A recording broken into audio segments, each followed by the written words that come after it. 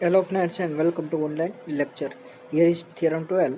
V is vector space for V1 V2 up to Vn belongs to V means કોઈ n vector લીધા vector space V માં તો એ n વેક્ટરનો span આખી vector space V થાય છે એવું આપેલું છે.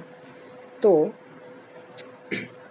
એટલે કે if જો V1 W1 up to Wm એટલે કે કોઈ m બીજા વેક્ટર મળે, પેલા n વેક્ટર લીધા એ વેક્ટરનો સ્પાન આખી વેક્ટર સ્પેસ V થાય છે અને બીજા કોઈ m વેક્ટર મળે કે લિનિયરલી ઇન્ડિપેન્ડન્ટ હોય વિથ સેમ વેક્ટર સ્પેસ એટલે કે વેક્ટર સ્પેસ V ના જ, તો m અને n માં સંબંધ શું હોય એ આપણે સાબિત કરવાનો છે. તો m is less than equal to n, m is less than equal to n એટલે કે જે લિનિયરલી ઇન્ડિપેન્ડન્ટ વેક્ટર મળે એ આ સ્પાનના વેક્ટર જેટલા હોય અથવા એના કરતાં ઓછા હોય એટલે એની સંખ્યામાં સંબંધ આપેલો છે. એટલે કે એની સંખ્યા ઓછી હોય અથવા એના જેટલી હોય લિનિયરલી ઇન્ડિપેન્ડન્ટ. ક્યારે? જો સ્પાન આખો વેક્ટર સ્પેસ V થતો હોય ત્યારે. તો આ જે વેક્ટર આપેલા છે V1 V2 Vn એને હું એ નામ આપી દઉં કેમ કે એને વારંવાર લખવા ન પડે. તો span of A is equal two V થાય કેમ કે એ બરાબર આપણે V1 V2 up to Vn લખ્યા છે. તો span of A is equal two capital V. હવે W1 એ V નો વેક્ટર છે તો W1 belongs to span of A કેમ કે V બરાબર સ્પાન ઓફ એ છે, V બરાબર સ્પાન ઓફ એ છે તો એ V માં આવતો હોય તો ઇમ્પ્લાય સ્પાન ઓફ એમાં આવે કેમ કે V ની જગ્યાએ સ્પાન ઓફ એ લખી નાખો, બંને સેમ જ છે. તો W1 સ્પાન ઓફ એ માં આવ્યો તો W1 is linear combination of vector A કેમ કે સ્પાનનો મતલબ જ એ છે linear combination of vector A. એ બરાબર યાદ રાખજો V1 V2 up to Vn આપણે લીધું છે અહીં V1 V2 up to Vn. તો W1 is linear combination of vectors A. Therefore W1 આપણે લિનિયર કોમ્બિનેશન મળ્યું V1 અપ ટુ Vn, આનું લિનિયર કોમ્બિનેશન મળ્યું. તો આમાં હું W1 એડ કરું તો એ લિનિયરલી ડિપેન્ડન્ટ થાય આપણે જોયું હતું કેમ કે કોઈ પણ વેક્ટર બીજા બધાનું લિનિયર કોમ્બિનેશન મળતું હોય તો એ વેક્ટર એમાં એડ કરો તો એ લિનિયર ડિપેન્ડન્ટ થાય, જે આપણે અગાઉ થિયરમમાં જોયું હતું.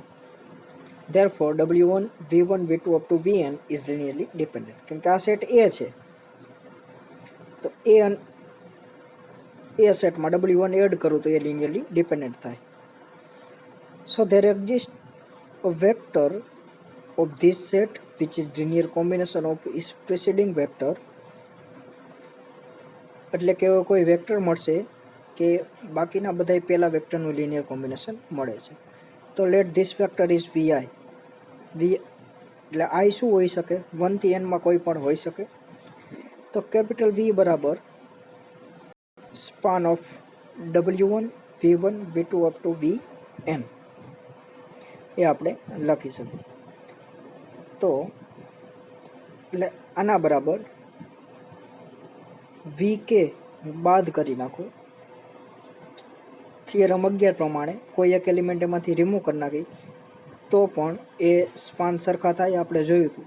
કન્ટેનમેન્ટ અને સુપર કન્ટેનમેન્ટ આપણે બતાવ્યું હતું અને પછી ઇક્વલ બતાવ્યું હતું આગળના લેક્ચરમાં જ. તો એ બંનેના સ્પાન સેમ થાય ફ્રોમ થિયરમ 11. તો if we take A1 is equal two એટલે આ સેટને હું A1 નામ આપું. પેલા એ કેને નામ આપ્યું હતું? આ બધા વેક્ટરને W1 સિવાયના. અને હવે A1 નામ આપું છું જેમાં Vi નથી, Vi રિમૂવ કરી નાખ્યો અને W1 એડ કર્યું. એટલે કે શું પ્રોસેસ થાય છે એ સમજો. પેલા V1 V2 Vn આટલા વેક્ટર હતા અને W1 અપ ટુ Wn આટલા વેક્ટર હતા. આમાંથી હું એક એક એલિમેન્ટ રિમૂવ કરતો જાઉં છું અને આના એલિમેન્ટ હું એડ કરતો જાઉં છું. સમજાણું? પેલા Vi રિમૂવ કર્યો ત્યારે W1 એડ કર્યો. એવી જ પ્રોસેસ કરવાની છે. ઇફ વી ટેક એટલે A1 બરાબર આ સેટ લીધો, A1 બરાબર આ સેટ હોય અને કેપિટલ V બરાબર સ્પાન ઓફ આ હોય A1 અને A1 નામ આપેલું તો V is equal two span of A1 હવે W2 V નો એલિમેન્ટ છે, તો W2 સ્પાન ઓફ A1, કેમ કે V is equal two span of A1. જેમ W1 માટે કર્યું હતું એમાં A સેટ હતો, W2 માટે A1 સેટ છે, બાકી સેમ જ પ્રોસેસ છે. તો W2 is linear combination of A1. W2 linear combination of A1 હોય તો એમાં W2 એડ કરવું A1 ના સેટમાં, તો એ લિનિયરલી ડિપેન્ડન્ટ થાય. તો there exists a vector of this set which is linearly dependent છે એટલા માટે, એટલે કે એવો કોઈ વેક્ટર મળશે કે બાકીના પ્રેસિડિંગ એના પહેલાંના બધા વેક્ટર કરતાં એનું લિનિયર કોમ્બિનેશન મળશે. તો if this vector is W1 then W1 is linear combination of W2.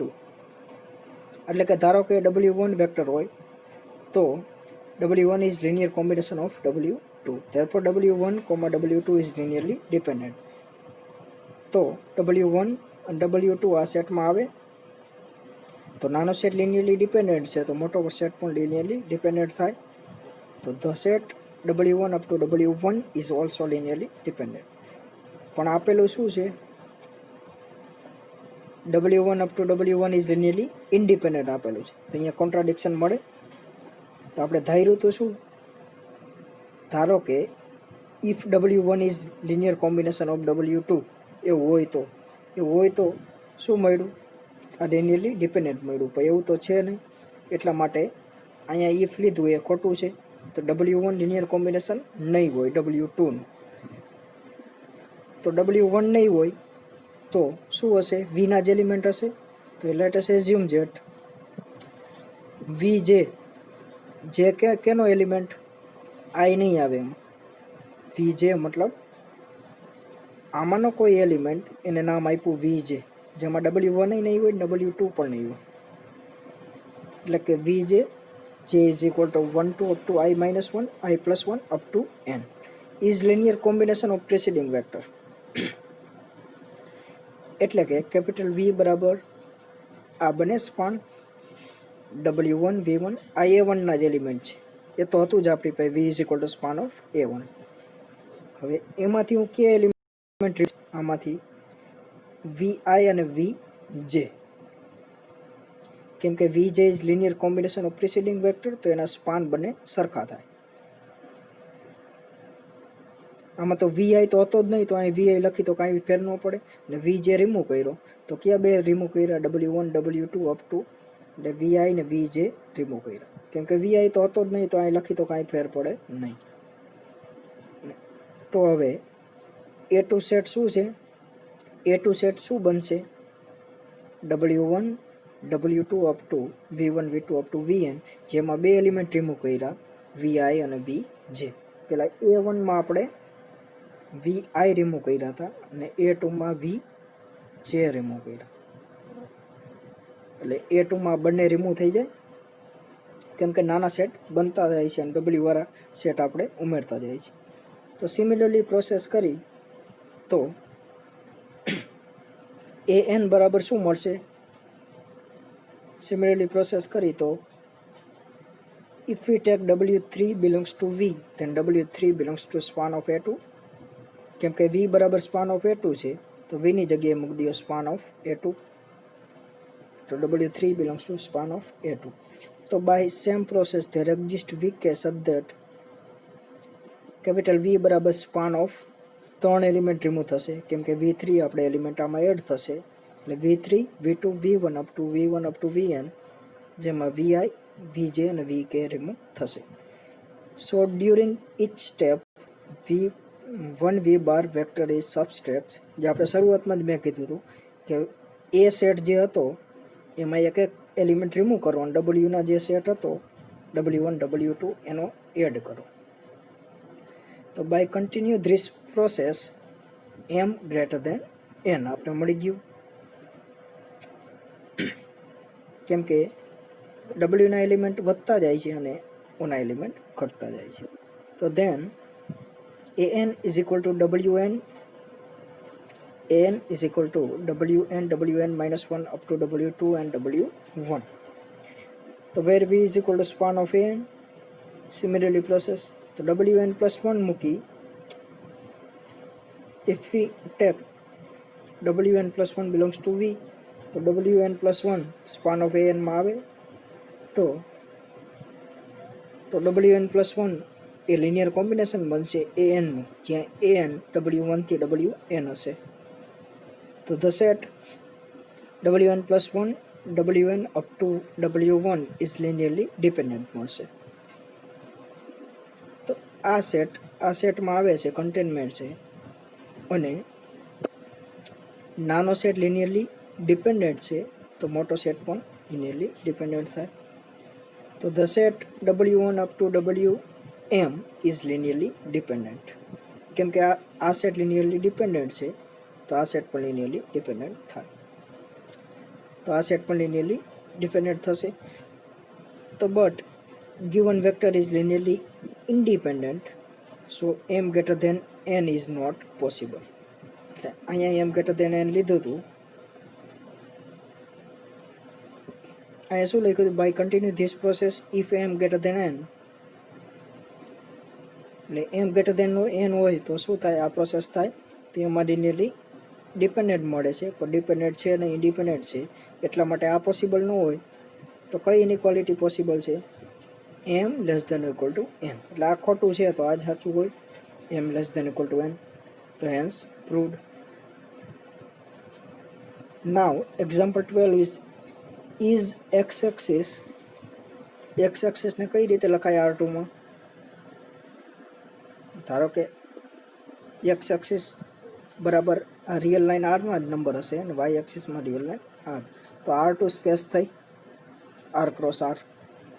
એમાં x-axis ને લખવી હોય તો કઈ લખાય?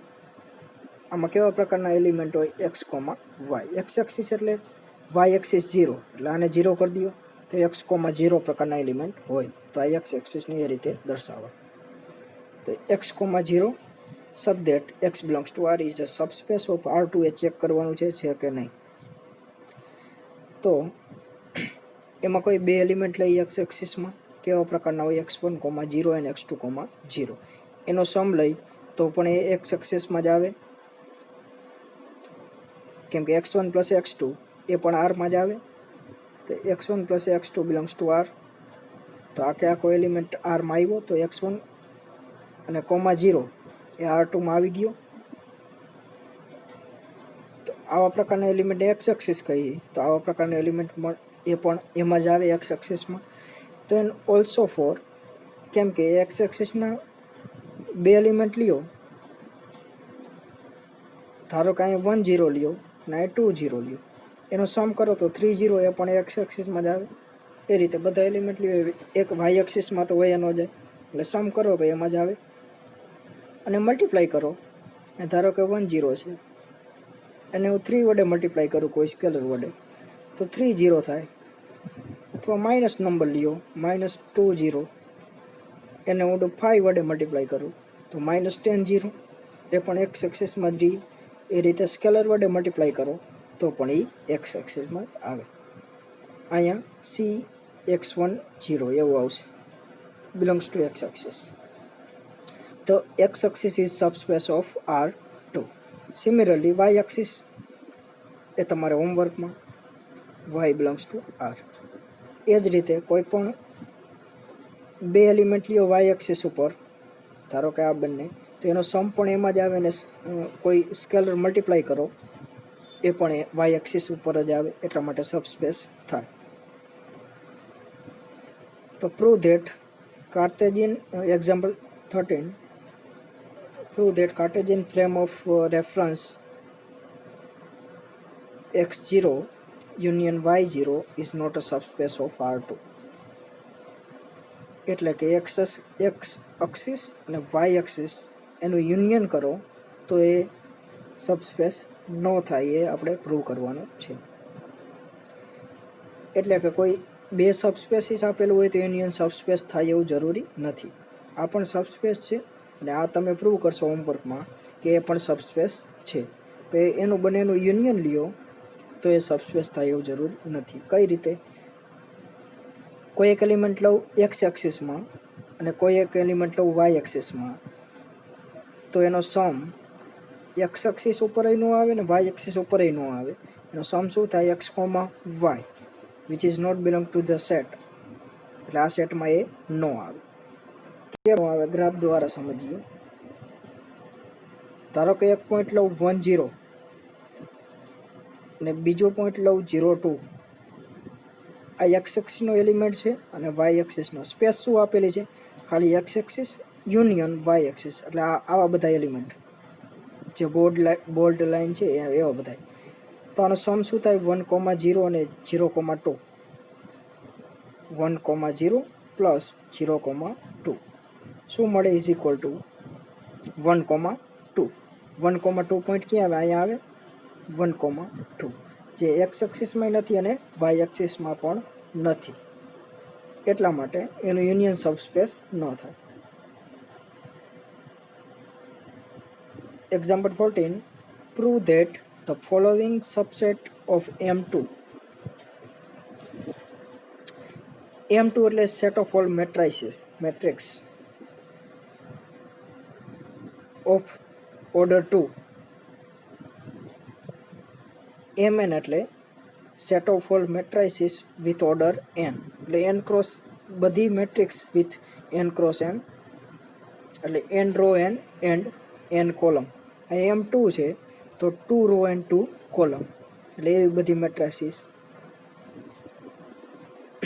Prove that following subset of M2 is linearly independent, એટલે 2 ક્રોસ 2ની 4 મેટ્રિક્સ આપેલી છે, એને બતાવવાનું છે LI, લિનિયરલી ઇન્ડિપેન્ડન્ટ. કઈ રીતે બતાવશો? તો ધારો કે આ કોઈ એક એલિમેન્ટ છે, અને V1 નામ આપી દો, અને V2 અને V3 અને V4. લિનિયરલી ઇન્ડિપેન્ડન્ટ બતાવવું છે એટલે બધા સ્કેલર 0 મળવા જોઈએ. α1 α2 α3 અને α4 ઇઝ ઇક્વલ ટુ 0.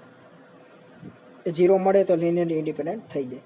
તો આલ્ફા બીટા ગામા ડેલ્ટા લીધું છે, બિલોંગ્સ ટુ R. તો આલ્ફા ઇન્ટુ પહેલો એલિમેન્ટ, બીટા ઇન્ટુ બીજો એલિમેન્ટ, પ્લસ ગામા ઇન્ટુ ત્રીજો એલિમેન્ટ, પ્લસ ડેલ્ટા ઇન્ટુ ત્રીજો એલિમેન્ટ ઇઝ ઇક્વલ ટુ 0 2. 0 2 એટલે 2 ક્રોસ 2 મેટ્રિક્સ, તો જ કમ્પેર થાય. અહીંયા ખાલી 0 લખો તો એનો કાંઈ મતલબ નથી, કેમ કે ડાબી બાજુ મેટ્રિક્સ છે તો જમણી બાજુ પણ મેટ્રિક્સ હોવી જોઈએ. 2 ક્રોસ 2ની છે તો અહીંયા 2 ક્રોસ 2નો એલિમેન્ટ આવે, અને 3 ક્રોસ 3નો હોત ડાબી બાજુ તો 3 ક્રોસ 3નો 0 મેટ્રિક્સ આવત.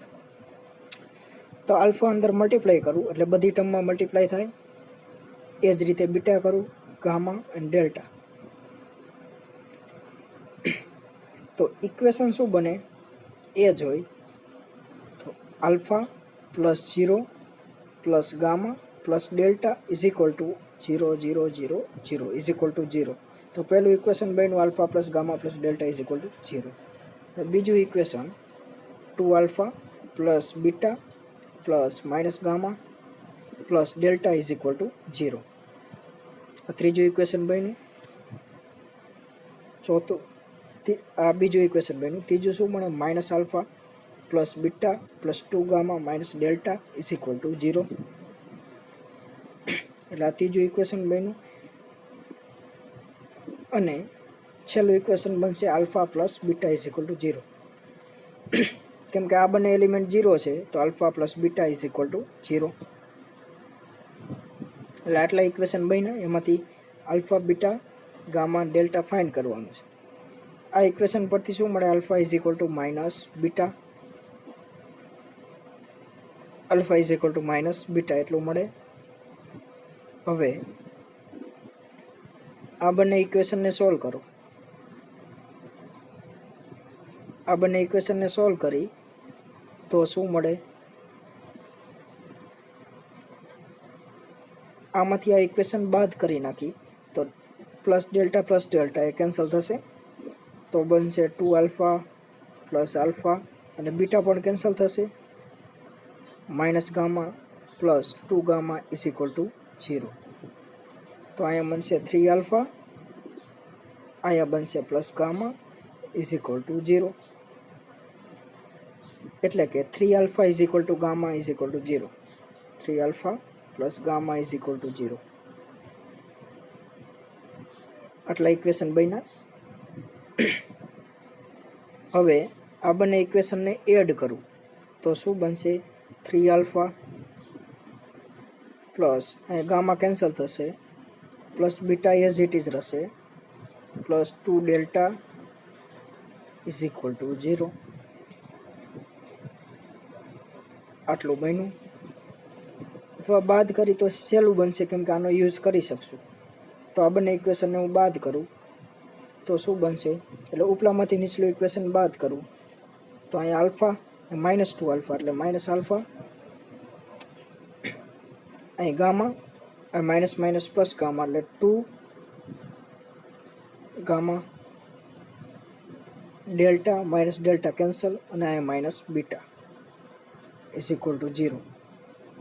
પણ alpha plus beta is equal to 0 है, તો minus alpha minus beta is equal to 0 થાય.